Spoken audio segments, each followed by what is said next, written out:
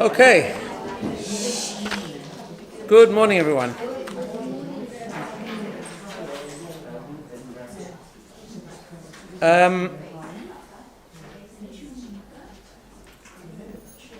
So today we're doing a new series, a short one, a short series of 3 weeks. Today, next week, and the week after, which will be then a week before Rosh Hashanah, which will obviously take a break for a while. So this is the last series of this term. But before I start today, I wanted to just draw your attention. I did put some out that there's around. I just put out a flyer. You can get there's more over here if you want afterwards. Just a few things that are happening over the next few weeks. The first page is in the next. First of all, we've started some of you are already on it, I know, but I do a weekly personal growth message on the parsha. But now I'm doing it twice a week on lessons from some of the prayers of Rosh Hashanah Yom Kippur. If you are on the WhatsApp, no need to sign up again because you'll just get it twice. But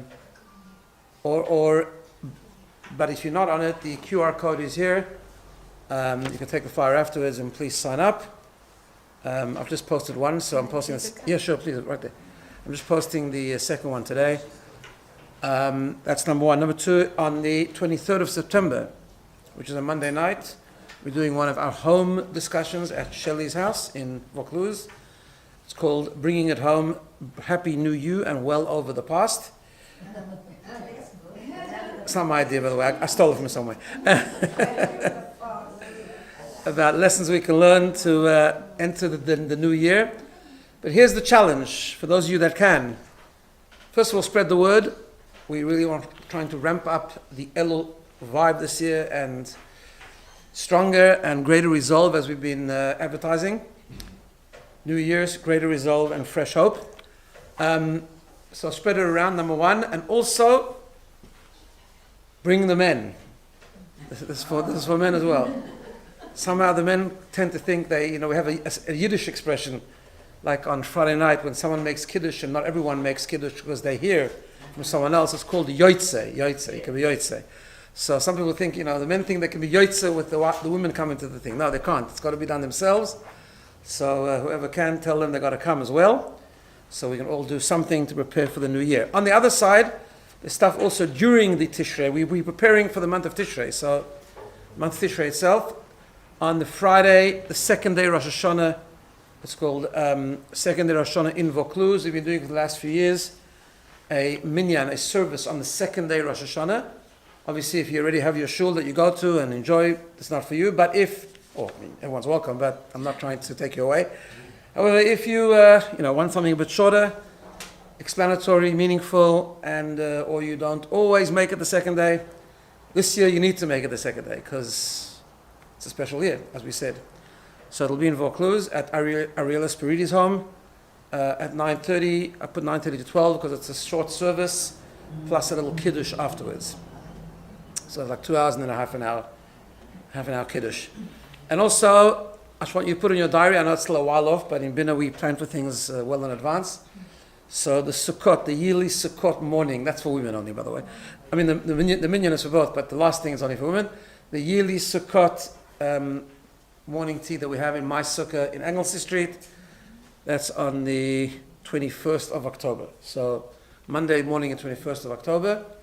That's in the intermediary days of Sukkot. Please put in your diary, bring others. We've got plenty of place. If we don't, we'll make space. And come and enjoy Dina's Rugelach, and also maybe we'll talk a little bit about Sukkot. Okay. So that's what's happening. A lot happening, and let's try going to the new year stronger, with new vigor and new strength. Okay. The next week, getting back to the preparation, the month we're in now, the next 3 weeks is important. We're in home stretch now, preparing for the new year. We've talked about Chodesh Elul, the month of Elul, which is known as the month of Cheshbon, the month of reflection for the year gone by and the preparation for the upcoming year. And as we've said, we've been talking about this is every year, this is true every year, but especially this year, which we've talked about many, many times, that, especially this year, we talked about it last week, it needs to be with greater resolve to connect more deeply and to really upgrade the whole connection. Which just leads, I want to, just before we get into the topic, just mention something that I was talking with someone about a day or two ago, about the importance of messaging, not just messaging that we send to other people, but the messaging we send to ourselves, because sometimes even subtly we can mean well but send the wrong message to ourselves. And I'm talking about particularly when we hear bad news and we hear things, we talked about Emunah last week and so on, but just generally, there is a subtle tendency that human beings have, right? It just came to my mind the other day, and I think this is true.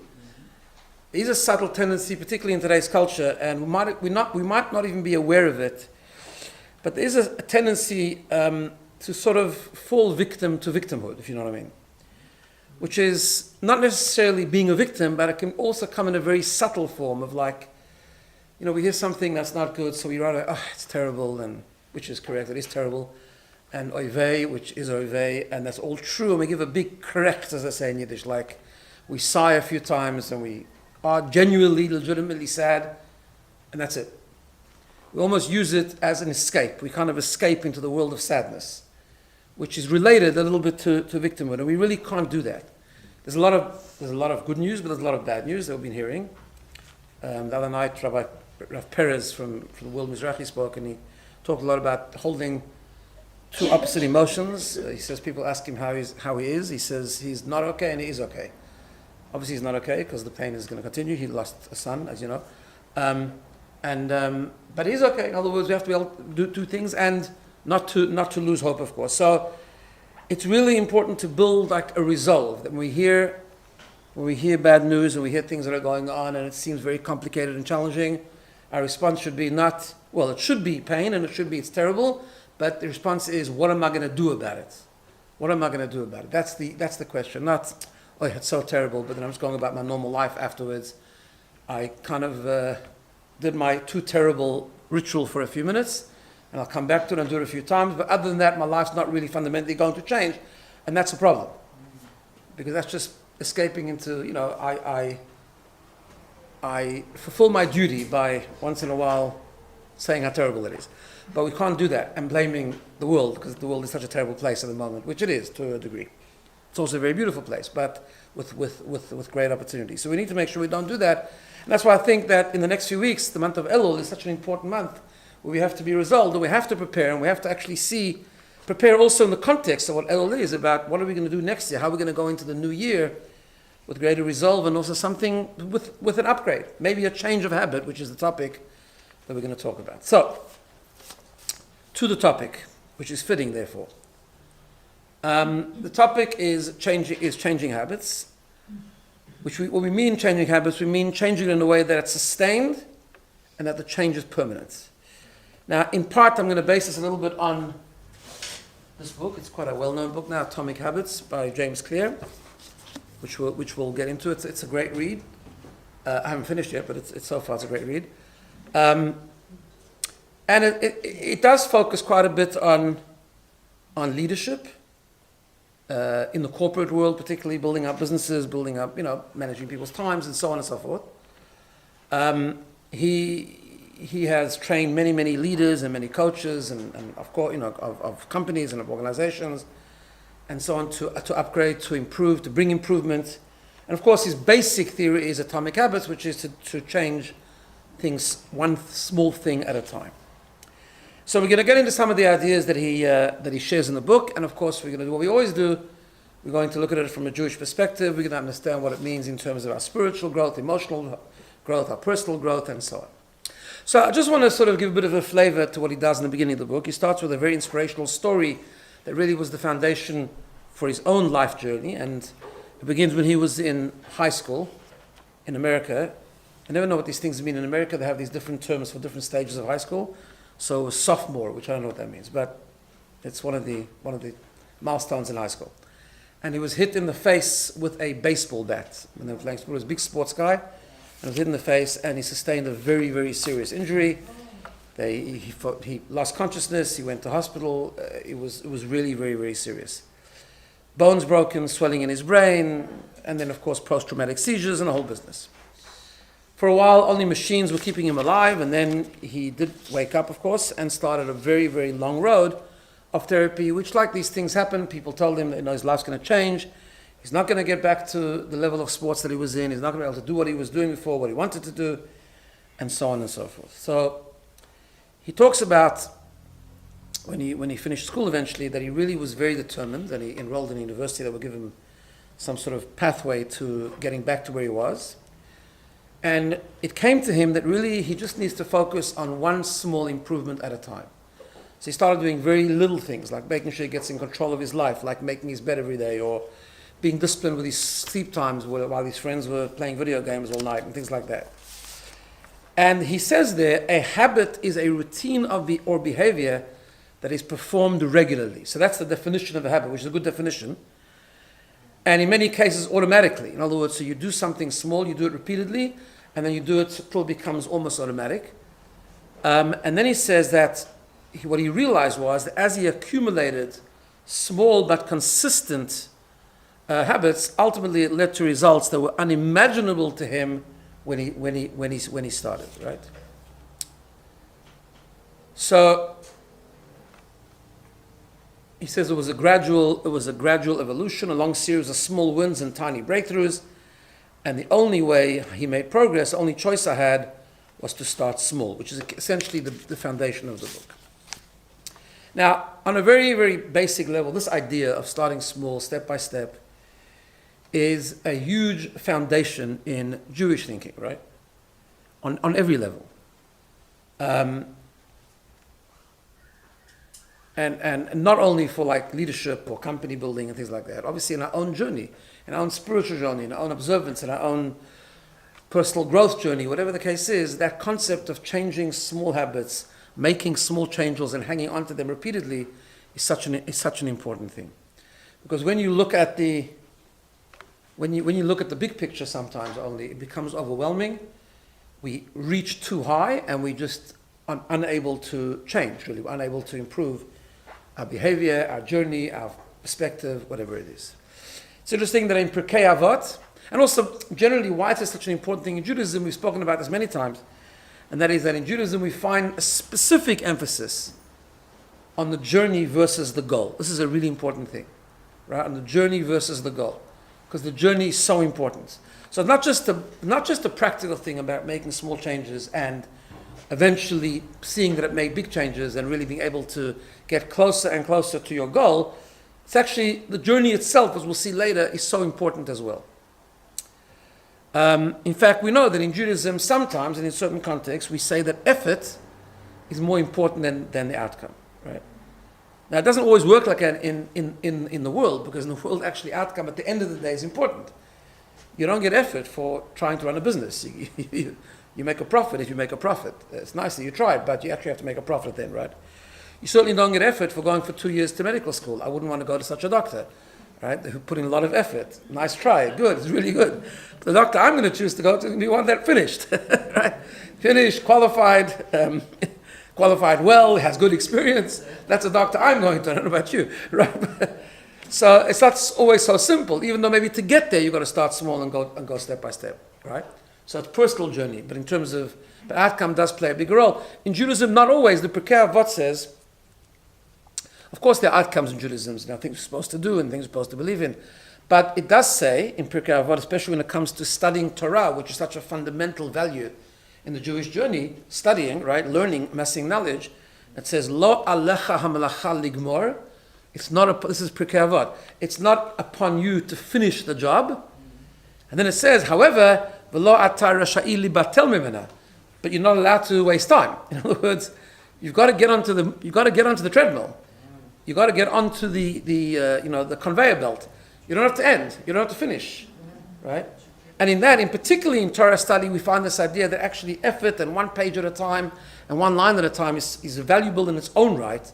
And in fact, effort and the journey towards wherever we want to go is in a way more important than the outcome itself. There's a... It's different because habit you want to change something. In the journey you want to continue. No, yeah, you're right. But I guess what I wanted to bring out from that analogy was that the small change doesn't take you to the outcome, but it takes you on the journey. So changing habits is really what we're talking about, is a part of the journey. It's something we need to do. That is what Rosh Hashanah and Kippur is all about, change. Or one of the things it's about, right? But when we change, even if we change small, that puts us on the journey, and the journey is so valuable. So he begins the chapter of the book, he begins the first chapter. There's a story that comes to mind that I want to share with you, but I think it'll fit better later. So if I forget, remind me to tell you the story about the first Chabad Rebbe and dancing on Simchat Torah. Okay, so he talks about a British cycling team or company, whatever, who they brought in that wasn't doing well. It was very mediocre for many, many years, and they brought in someone to try and change the culture and change the course and trajectory of that team. Of course, they wanted to get up there in order to compete effectively, and essentially, the person came and he made very, very small improvements, right? Very, very small improvements, and after a while, they found that those very, very small improvements accumulated to some huge changes, right? And he makes a very interesting point, and this is so amazingly powerful, very simple, but really, really powerful. That is, that the key of this is, when we make changes, right? You know why sometimes we reach too high? The reason is because if we make a change that's so small, it doesn't feel good. So we haven't feel like we really changed, right?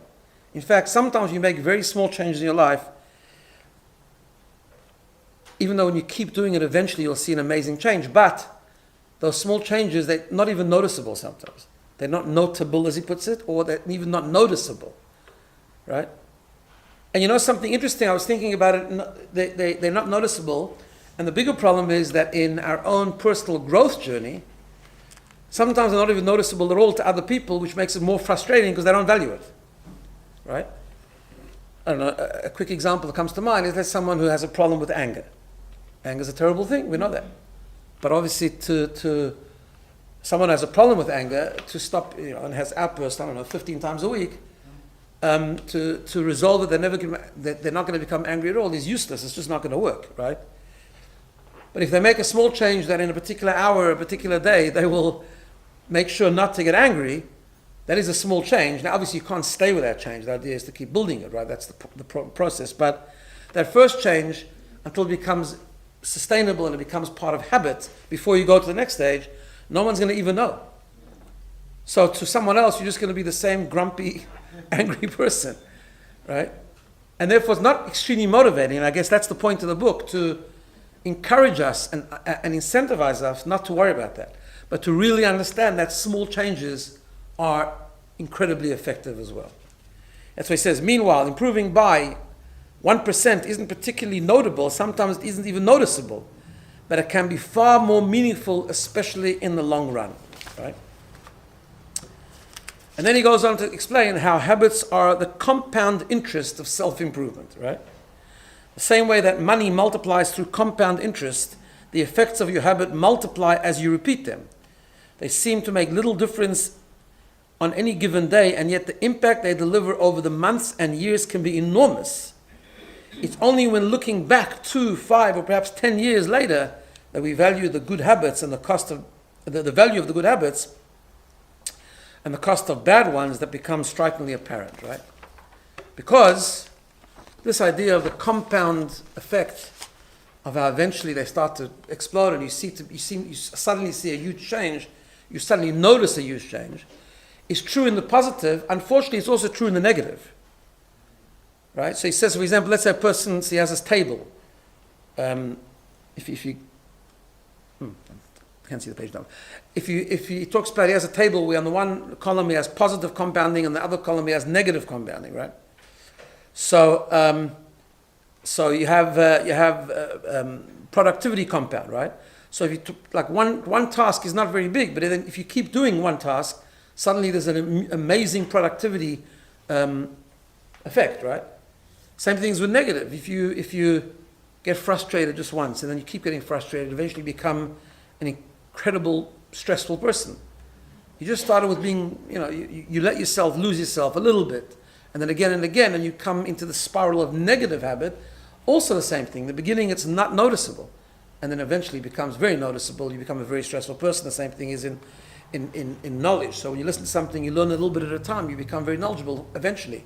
When you let negative thoughts overrun who you are, little by little, it becomes very, very effective, right? It becomes very detrimental, in other words. Same thing with how we behave in relationships. If someone, enters into a relationship and loses with the other person, is disrespectful, that becomes a habit, and you start doing it again, it's not so bad, only once in a while, then it becomes really a problem until it becomes a disaster, right? Just in terms of the knowledge compound, I was reminded of a story. There was a rabbi in Yerushalayim who his name was Rabbi Bengus. He's not alive. I'm talking about like a century ago. And he would have a habit of learning through the Talmud. He would learn a piece of Talmud every day. Talmud, by the way, is like 2,000 pages with complex and halachic analysis and all kinds of philosophical ideas. And it's very, very difficult to work through the entire Talmud. And every number of years, he would finish the entire Talmud and he would make a siyum. Siyum means he would make a celebration. He would call friends and family together. They have a meal, as the custom is. He would learn the last little bit, and they would celebrate the milestone. One time he made a siyum, he made a completion celebration on the whole Talmud, called the Shas. Some people have a practice, learn a page a day, whatever the case is, right? And then like a couple of months later, he made another one. And people were very they were very surprised. You didn't just learn that whole Talmud in 3 months or something, right? So I asked him, what's this? It normally takes every few years, he would do this celebration. He says, this one is to celebrate the learning of the Talmud that I did in 5 minutes. So they looked at him and said, you didn't learn Talmud in 5 minutes. He says, no, of course not. But this one's my most precious one. Why? Because for the last 25 years, besides my regular daily study curriculum, I had this thing that every time I'd have a few minutes spare, I'd study a few lines. I was waiting for a bus. You didn't have an iPhone, I guess. It wasn't around in those days. Waiting for a bus, I'd study a couple lines. I was waiting for a doctor's appointment, I'd have my book with me, I'd study a few lines. Right? That's what you do. Every time he had a few minutes spare, he would learn a few lines of Talmud. Now, I thought about habit changing, but it brings out this other point. Whenever you learn a few lines of the Talmud, it's not a lot. Right? It's not like 2 lines. What's 2 lines in 2,000 pages, right? But if you keep doing it, after a while, you finish the entire Talmud. And that's what he said, that's why this one is so precious to me, because it shows you the power of the sum total of the effect of the little bits of doing things small. Okay, then, so that's a powerful point and a very important point, and it's true with our own New Year resolutions. You've heard me say this many, many times, that the way we come into a new year is we do need to upgrade, but we need to take something that's manageable, something that's a bit uncomfortable, but it's something that we can master and we can sustain and we can internalize it and make that commitment. And maybe every few months, once it becomes habit, we'll do a bit more, but eventually it has a tremendous effect. Then he says the following. He says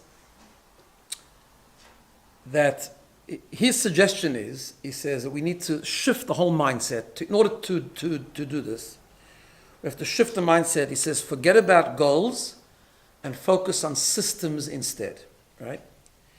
He says, prevailing wisdom claims that the best way to achieve what we want in life, getting into a better shape, building a successful business, relaxing more, worrying less, spending more time with friends and family, is to set specific, actionable goals.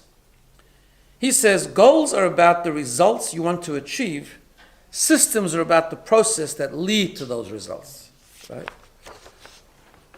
So he says, really, what you need to do is you need to really focus on what you're doing more than on what you're trying to achieve and where you want to get to. And he says that there's a handful of problems arise when you spend too much time thinking about your goals and not enough time designing your systems. So like, yeah, have a goal, but don't over obsess about your goal, because then you just ruminate on your goal and you design processes and you define things how you're going to get there. He says focus on what you're doing each day, focus on the systems. And he brings 4 problems that happen if you focus on goals rather than systems. He says problem number 1 is winners and losers have the same goals. Right? Because goal setting, he says, suffers from a serious case of survivorship bias. We concentrate on the people who end up winning, the survivors, and mistakenly assume that the ambitious goals led to their success, while overlooking all the people who had the exact same objective but didn't succeed, which is a valid point. Okay. Number 2, achieving a goal is only a momentary change. I'm going to challenge some of this soon, by the way, but it's legitimate, but I think one has to understand in what context. Right? Achieving a goal is only a momentary change. He says, imagine you have a messy room and you set a goal to clean it. If you summon the energy to tidy up, then you'll have a clean room, for now. But if you maintain the same sloppy pack rat habits that led to a messy room in the first place, you'll be looking through a new pile of clutter and hoping for another burst of motivation. Right? So in other words, it's not enough focus on what do I do? What's the steps I'm taking to, what's the habit, what's the small habit I'm going to master in order to get to a tidy room. If you don't do that, you just focus on the goal, and then you're motivated one day and you do it, then you lose that motivation and you back to the problem. Problem number 3, he says, is that goals restrict your happiness. Why? Because people focus on their goal and they say, once I reach my goal, I'll be happy. Right? The problem is that once you reach your goal, now you finish being happy. So you're not happy anymore. Right? Although once you reach your goal, there's like a letdown. And we find that a lot of people, like they have working towards this goal for 10 years, and they find it, and they celebrate, and then they like empty. They don't know what to do now. And finally, he says, problem number 4 is that goals are at odds with long-term progress. Why? He says because a goal-oriented mind can create a yo-yo effect. Many runners work hard for months, but as soon as they cross the finishing line, they stop training. Right? When all of your hard work is focused on a particular goal, what is left to push you forward after you achieve your goal? Okay. So a valid point and a good argument for focusing on the systems rather than on goals. However, we really need to clarify this because it's not so simple, obviously. Because we do know that goals are actually very important, but we need to know what kind of goals, right? And some goals, good goals, which we'll talk about soon, actually don't create the problems that he outlines when you focus on goals. Now, there's no question, whatever your goal is in life, long-term, short-term, focus on changing the habit, focus on systems is incredibly important, and perhaps on a day-to-day basis, a much more important, and it's much more effective. That I fully accept that. But we have to break it down to understand what do we mean by goals, and what do we mean not focusing on goals, yes, focusing on goals, and so on. Because when we talk about the definition of goals, there's 2 types of goals. There's goals of outcomes and there's goals of values. Okay? That's very, very important to understand. The goals he was talking about in his examples he was giving are goals of outcomes. I'm going to win the Olympic medal. I'm going to have a tidy room. Right? And the obsession on those goals can be a letdown. You can then revert back once you've achieved your goal. It doesn't necessarily bring happiness, only temporarily, and so on and so forth. But when we talk about living a life of values, which of course is what we get taught in many places, particularly from a Jewish perspective, then goals become more important. Number 1, long-term goals, not necessarily obsessing with those goals, but they do become very important, and that's really what Elul is all about. right? The month of Elul is actually re-examining our goals, our long-term goals even, right? We shouldn't do it every day. That's why we only have 1 month called Chodesh HaCheshbon. We only have 1 month where we take stock and we re-examine our goals. But it doesn't, and also the goals actually are important because number one, they don't belittle the process, they don't belittle the systems. On the contrary, what they end up doing is actually, they shape and they guide and they enhance the systems and the process and the habit changing and the small steps. And they are very, very important because otherwise it's not tangible and it's not clear enough what those small steps should actually be. So let's break this down a little bit. Maybe now's a good time to tell you that story I was going to tell you. So it's true. It's true that obsession with goals is a problem because also the goals also are very high. So if you're looking at the sum total of where you want to be, it doesn't allow you to make those small changes. So there's an interesting little story about, there was a great Hasidic rabbi called the Maggid Mizrich. He was a student of the Baal Shem Tov, and he had many students. And in fact, from his students became all the various Hasidic sects. The first Chabad Rebbe, the Alter Rebbe, was the younger one, was from the younger students, a very close student of his, was also from the younger students, and he eventually started the Chabad movement. So the year after the Maggid Mizrich passed away, the students had appointed one of the older students. His name was Remendel Vitebsker. Let's call him Remendel. And he was like the appointed Rebbe. He was like the leader of the pack. Eventually they all started traveling and they all landed up in different cities, which is why you have all the Hasidic groups today. Most of them have names of cities, right? Like Vizhnitz and Ger and Belz. These are all places because that's where they originate from, right? The Lubliner Rebbe and all that kind of thing. Okay, they all come from these different towns. When I was a kid, I used to look at an atlas and see these towns, these names. I used to think it's like a really Hasidic atlas, like they've all got Hasidic names. Until I realized, no, they're just names of cities. But right after he passed away, the next year was Simchat Torah. Simchat Torah is actually considered a very holy time in Hasidic circles, especially a happy time, a celebratory time. And on Simchat Torah, the custom is that we do hakafot, which means we dance. We take around the Torah, we go around the BINA, and we dance. But before hakafot, there's a custom that we recite Atah Haresa. We recite 17 verses. And if you're a great Kabbalist and a big Hasidic rabbi or a great tzaddik, you appreciate the value and the holiness of that moment of reciting these special verses in a particularly special way. So they're waiting for Hakafot, and Reb Mendel, he's the appointed new leader. He's going to lead the Hakafot, and he's not coming. He's not showing. He's in his room and he's not showing. Eventually, someone knocks on the door and he says, "No, we have to start." He says, "No, I'm not coming." He says, "Why?" He said, "This is like a real Kabbalistic sort of story." He says that it was revealed to me 1,000 interpretations on these verses. I had a revelation of 1,000 interpretations, and I want to be able to internalize them. And until I can internalize them and understand how I'm going to apply them, I'm not coming out to the Hakafot. That's if you have to. Okay. So eventually they didn't know what to do. So they approached who they knew was also a very great, one of the students. They quote the first Chabad Rebbe, the Balatanya of Shnei Zalman of Ladi. And asked him, what should we do? So he said, go back to Reb Mendel and tell him that if he doesn't come out, you're calling him to court. You're calling him to a Beit Din. They said, it's very nice. Who's going to be the judge? He says, I'll be the judge. Tell him you're calling him. Halachically, you call someone to litigation, he has to come. Okay? So they went, knocked on the Reb Mendel's door, and they said, we're calling you to a Din Torah, it's called. Right? We're calling you to a session, and you have to come. He says, who's going to judge the case? They said, Rav Shnei Zalman. Okay, no problem. Comes out.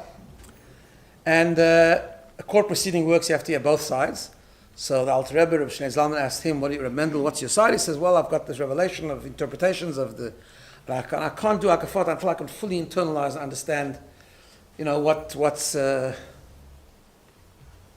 what it means to me, and I'm not coming in. He turns to the others and says, what's your claim? He said, well, he's the leader of the pack. He's going to lead us. He's going to take us through the Hakafot, the dancing. Can't just start without him. We need his leadership, his guidance, his inspiration, his happiness. So he needs to come out. What do you mean? Anyway, the Shnei Zalman gives a bit of think to it, and he says to Reb Mendel, you've lost the court case, you have to go out. You have to. So there's a concept that you have a right, when you have a din Torah, to say, well, you need to explain why. I mean, I'll listen, but what's the reason? So he gave him two reasons. And the second one is the one I want to bring out in terms of this story.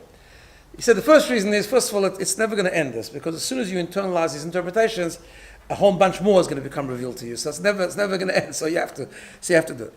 And he says the main thing is this, he says. He told him a story. He said there was once an older couple, a poor couple, that had a house, and the house was at the very foot of a mountain, where it was very sandy and very muddy. And in Yiddish it's called blotter. Like blotter means you're stuck in the mud. Like it means symbolically also means you're in trouble, right? You're stuck in the mud. Okay. And it used to rain, and whenever it rained, it would be terrible because there would be such a mud around the house, and it would just get all. It was a terrible thing. One day they decided, no, we have to finish it. We have to. What's the way? The way is to do it very simple. How are we going to solve this problem?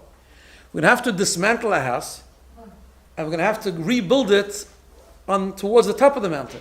There's a place there we can rebuild the house, and then when the rain falls, it'll just run. Okay. Dismantle the house. They got a couple of wagons. There was, I guess, a road up the mountain, and they start taking their thing. Right? One of the, I don't know who was, the woman or the husband, looks up to the mountain and says, "Oh yeah, we've got such a long way to go." To which the other one said, "Look down." And he said, "You know what? When you look down, you'll see." In Yiddish, it works better, but she said, "You'll see as from blotter mishena rois, that at least we've got out of the mud. Okay, we've got a while to go, but out of the mud we are already. We made progress. We need to celebrate, not kvetch." So he told Reb Mendel the following. He said, spiritual growth is endless. Yes, one interpretation, another interpretation, one level, another level, one experience of holiness, another experience of holiness. But we've just come from a Rosh Hashanah Yom Kippur. From blotter mishena rois, we're out of the mud. We've made a change. We've made a resolve. Are we at the top of the mountain? No, none of us are on top of our mountain. But we're out of the mud. Out of the mud, you got to go and dance. And he made him go, and that's the end of the story. So there is a lot to be said about, don't worry about the top of the mountain. Don't worry about where you need to lead to. You got to worry about where you've come from, the change you've made, and celebrate it. Each change, each small change you make it, sustain it, hold on to it, practice it. It should become you, and celebrate it. Right? Okay. But on the other hand, we really need goals, especially when we live a value-based life. I want to share with you an interview that I heard the other day, surprisingly, because that's not the style of this podcast. But there's a podcast I listen to every week called Headlines, which is from a rabbi in America, and not a rabbi, actually a businessman, but he's a very knowledgeable guy. And he interviews always his rabbis on different topics, and sometimes it's very, very interesting. And sometimes just as like odd things that impressed him. So he interviewed, I don't even know who it was, but he interviewed Alison Gibson, is she famous? I thought she was. But anyway, because I heard, because around the Olympic times, I heard about her, because she's a swimmer and a diver, trained for 14 years, won medal, and she was on her best, and she was going to win. She was on the road to winning something big. And what happened was that as she dived off the diving board, she had a bit of an accident, a slip, and her feet actually hit the diving board. And apparently the way it works is you get 0 points, and those points matter because then it comes off your score. Not an expert in these things, so don't hold me to it, but apparently, and she was really sore and a little bit injured, and she's in the water, and she had two choices. And this is what she says in the interview. I thought it was quite fascinating. She said she had two choices. One choice was just to give up, say that's it. Okay, I'm out of the pool and forget about it. I'm not even going to continue in the race or continue swimming. But she said she thought about the little girl that's watching her do this, and what message is she going to send that little girl? That every time something uncomfortable or challenging happens, you just give up, or you keep going. And she made that decision in the moment to keep going, and it was a very, very tough hour and a half. She was hurting, she was in pain, but she kept going. And that was the message that she sent. So that was the interview. So I was thinking, what actually happened in that moment? What was the two choices? The two choices were, is it about the outcome or is it about my values? Now, of course, it's about the outcome to a degree. That's what she was training for, right? But why did I train? In other words, what was the training for? Not that I think sports is the be-all and end-all, and not that necessarily is a value-based life either, but it's good and it's enjoyable, but there are values attached to everything, right? And for a moment, she thought, well, let's just give up. Why? Because the outcome didn't work. It was a failure. The process was good. The training was for 14 years, hours and hours each day, but the outcome wasn't achieved. And therefore, if the outcome was the goal, and the focus was an outcome, and that's exactly what he says in the book, those who don't reach the outcome, people who do go through the same process but don't achieve the outcome, and that was your whole goal, then the process was nothing, right? If that's your whole focus. What was the point of it? There was no point. But what she was able to do, which I found impressive, was in that split second, was to shift from outcome to values. And say, yes, it is for nothing, but there's a value here. And the value is you don't give up. The value is to work hard, whatever it is, regardless of the outcome. That's the value. And in fact, the value is the goal. When the value is the goal, it does not undermine the process at all. When the value is the goal, the process is still important. In other words, when the value is the goal, then that training for 14 years had no less value than the one who did make the outcome. Right? And when you live that value-based life, and that is the goal, and you have that goal, it doesn't actually undermine the system, it doesn't undermine the process, it actually makes the whole process so much more precious, so much more deep, and so much more valuable, right? So, in personal growth, and in spiritual growth, and in value-based growth, we shouldn't misunderstand that part of the book. We should understand that goals are very important. You know Stephen Covey, right? I'm sure you remember that, the 7 Habits. One of his habits is you have to have a mission statement. Then you've got to do first things first, as his next habit is. Why do you have a mission statement? He said, because he gives that famous analogy. The famous analogy is when you put a ladder to a building, because you want to climb up the ladder, and the ladder is very good, and you've built the ladder, and the building is good, and the wall is good, and you climb all the way to the top, and then you realize you've actually climbed to the wrong building. Right? So you have to know where you're going. It might be good. The systems were fantastic. The ladder was fantastic. The process is amazing. Just the wrong building. That's all. You landed up on the wrong thing. Right? So therefore, you've got to start. Life has to start, particularly from a value-based point of view. Life must start with a goal. It must start with a goal. It must start with a long-term goal. What are my values? What is guiding my life? I don't even know if I can live to all those values at the moment. That doesn't matter. I've got to have a guiding principle. I've got to have, now in Torah and in Judaism, of course, we have the Torah. We all have our own personal values. We also have a moral compass. We have a guiding light. We have values. We have examples of those values, and we have values on all different levels, right? The way we interact with other people, the way we treat other people, the way our relationships have to be, the way we live our own life, the things we're supposed to do, the things we're not supposed to do. We have plenty of values, all coming from that one guiding light. But those are really important, and that's why once a year we're supposed to sit down and re-examine those values, right? Even the long-term values, even the values that we know we can't reach right now. First of all, that's so important because you've got to have the right building. You've got to go in the right direction. Secondly, and this is such an important Elul idea, when you have a very strong and high goal, it doesn't take away from the process, it actually enhances the process. And let me share with you something that I think I've shared with you before. And that's an important idea, especially around this time of the year. In many, many books, in many, many Jewish books, particularly in Hasidic literature, it talks about things that we're supposed to aspire to, that are things that unless someone's particularly righteous, but I think everyone in this room, including myself, of course, are never going to reach. So what's the point of working for it? I'll give you an example, right? Often people ask me this question because there's a famous book which is really the foundation of Chabad Hasidic teachings called the Tanya. The Tanya is called the book of the BINA, the book of the regular person. What's the regular person according to Tanya? A person who has two souls, the animal soul and the godly soul. We've talked about that many times. And there's a war between the animal soul and the godly soul. The struggle is always there. And the goal is to achieve mastery for the godly soul over the animal soul, and they have to be into full control. We have free choice, we can do it. I'm summarizing a big book in 2 seconds, but the idea is, therefore, to always be in control of your thought, speech, and action. Well, I don't know, I haven't met too many people like that.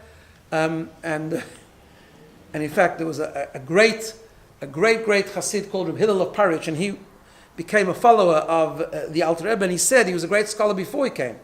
And he said that before he came, he actually thought about himself that he's a tzaddik. But then when he came and he started learning in Tanya, he said, halavai, maybe one day I'll be a Beinani. Maybe one day I'll reach it. But most people, never reach it. Okay, so the Alter Rebbe does say it's a goal and you're supposed to aspire. But why give us such a big goal? Why don't you give us be in control of your thoughts, speech, and action 10% of the time? Why don't we just give us a reasonable goal? And I once heard such a beautiful thing from a guy in Israel. He was having a farbrengen and he explained the following. And he said that he learned from his mentors that when you go through Elul and you reflect, right?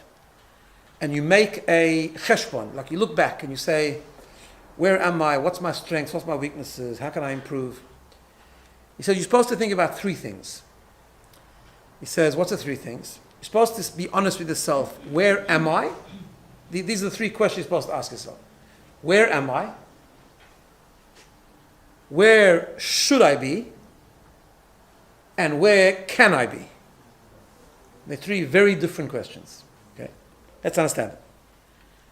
Where am I? Well, that's just being honest with ourselves. Where am I? We have to do an honest, brutal, spiritual and emotional and psychological inventory of where we are in our relationships, where we are in our spirituality, where we are in our journey. Okay, strengths and weaknesses. When I say honest, by the way, I mean strengths and weaknesses, not to be, some people are dishonest either way. They either overinflate their success or they undervalue themselves. They think only about the bad stuff. Like Rabbi Tversky used to say that a real cheshbon is not cleaning out the garbage. It's really being holistic. It's about looking at your whole life. Okay? That's where am I? Where am I supposed to be? Well, you can study and learn where you're supposed to be. You can study the Torah, you can study the Tanya, you can study lots of things, you'll see where you're supposed to be.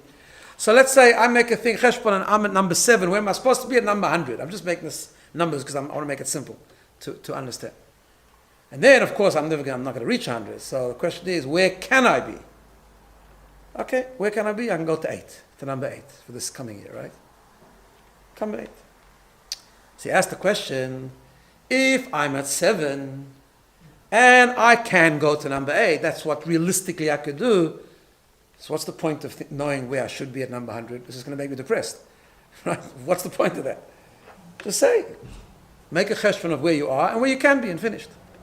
The difference is, because if I know where I should be and I develop that mindset and understand the overall aspiration and the where the goal really is and what I'm supposed to aspire to, God doesn't mind if I don't get there. But He wants me to have that mindset. He wants me to know what the ideal is. Because when I know what the ideal is, it affects the question of where can I be. To put it into the numbers, if I think I can go to 7, but I know I should be 100, maybe I'll go to 9. It'll make a dent. It'll make my thinking different, my resolve different, my process different. Right? In essence, when we come to Rosh Hashanah and Yom Kippur, that's what it's all about.